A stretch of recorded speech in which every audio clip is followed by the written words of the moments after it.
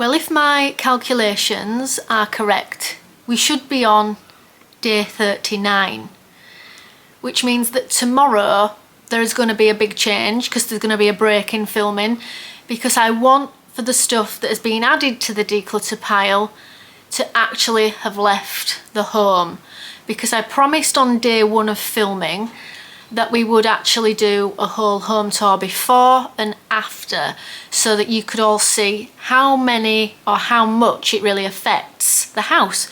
You know, just parting with 40 things.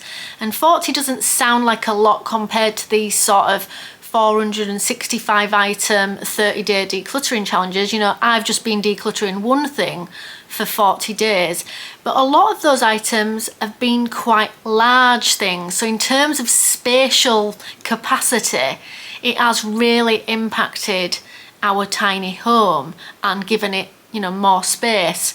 Today, I'm going to declutter something very little, but it's quite poignant to this 40-day decluttering challenge.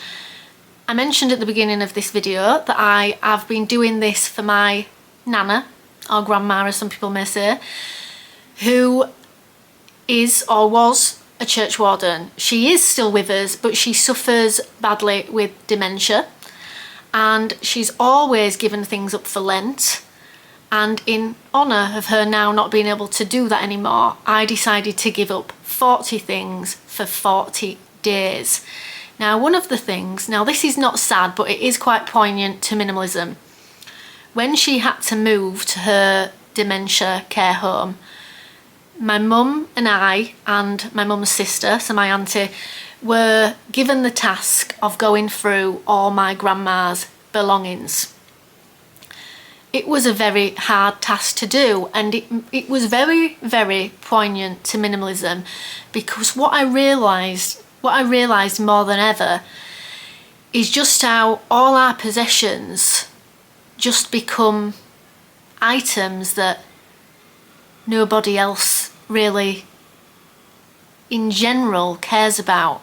There was the odd item that we all choose to keep in my grandma's apartment as a keepsake of my grandma's life, but the majority of the stuff, like the paperworks, her folders, little trinkets that she's kept, and yes, my grandma was a huge recycler and repurposer, so she kept lots of different plastic containers for all her cake making and her jam making. So wow, that was interesting to see that my mum and I have got that habit from her.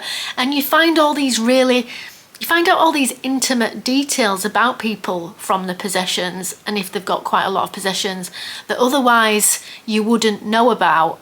And there were things we found out about my nana through having to go through all her stuff that we just didn't ever come up in conversation. And now she's moved to this dementia home where she can be looked after, you know, because she needs that kind of level of care now.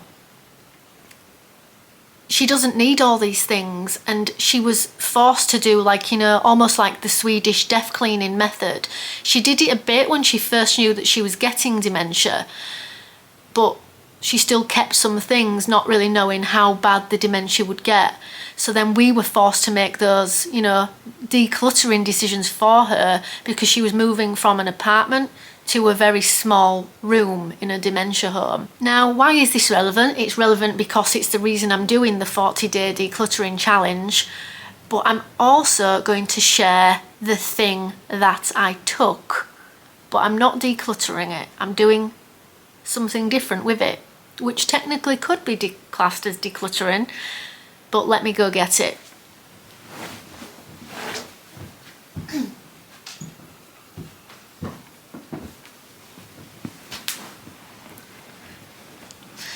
Now, most of the items in my grandma's home were large items. Obviously, as a minimalist, I wanted something little that was a keepsake of my grandma's memory. And the thing that intrigued me the most when we were all saying, everybody, you know, take something that you would like as a keepsake. And I found it so absurdly interesting that she had these. She's never been to Africa. She does love horses, as do I, and she had these 2 miniature zebras. They're made of porcelain. We have no idea where she got them, and we obviously can't ask her now because she won't remember. But what I love about them is that they are a pair. So what I plan to do, because this is ahead of my mum going to Greece, is, has anybody seen the film Home Alone, where he has 2 turtle doves and he gives one to the pigeon lady in the park and says, well, whenever they both know that they have one, you know, they feel close together. Now, I thought this was a lovely way of joining my mum and my grandma and myself in a kind of little circle of, yes, sentimentality. And even though these are a memory for me from my grandma's apartment, my mum was there and she knows where I got it. But I thought I would give one to my mum. And they are so small that, you know, they don't take up much space. That will easily fit in my little mini sentimental items pouch. But then me and my mum both know that we have a keepsake from my grandma that we both have that is matching, like the 2 turtle doves in Home Alone. And I like the fact that they are zebras, because obviously to me zebras are just stripy horses, and I love horses, and I particularly have lots of memories attached to my grandma to do with horses. For instance, when I was a show jumper growing up, I don't compete anymore, I don't really believe in the competition thing, but growing up we do these things, we're not, you know, as self-aware, and my grandma was very supportive of me, and she would sometimes actually walk to shows with me, because growing up we didn't have a horse box, my mum was a single parent, so we had limited funds, and my grandma, because my mum was always busy working, would actually walk me to shows. And I think that my grandma must have been in her late 50s then, and she was a very, very fit, strong woman. So I keep these, and it couldn't be a more appropriate symbol of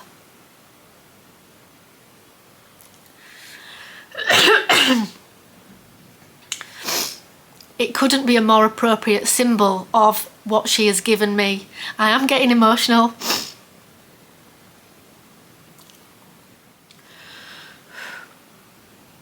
Getting a little bit emotional. It couldn't be a more appropriate symbol of my grandma's material presence here in this world.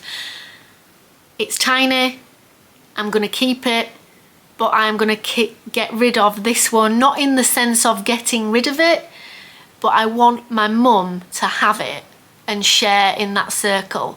So on the day that my mum leaves for Greece, which is, I'm pre-recording these obviously, I'm going to give that for her to take with her. And my suspicions are that my grandma has got this at travelling when she's been travelling at some point, but not in Africa.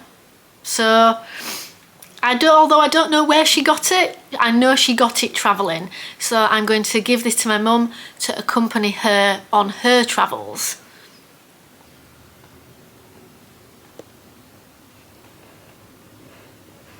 So guys, tomorrow will be the final day, day 40, and we will do the final declutter as well as giving you a whole house tour to show you the difference from the beginning and the end. And if you are only just joining us at this time in the 40-day decluttering challenge, I will link the first video down below. The playlist of this 40-day decluttering minimalism challenge will appear on the end cards, and you can start them from the beginning if you would like. See you all tomorrow for the final day. Bye!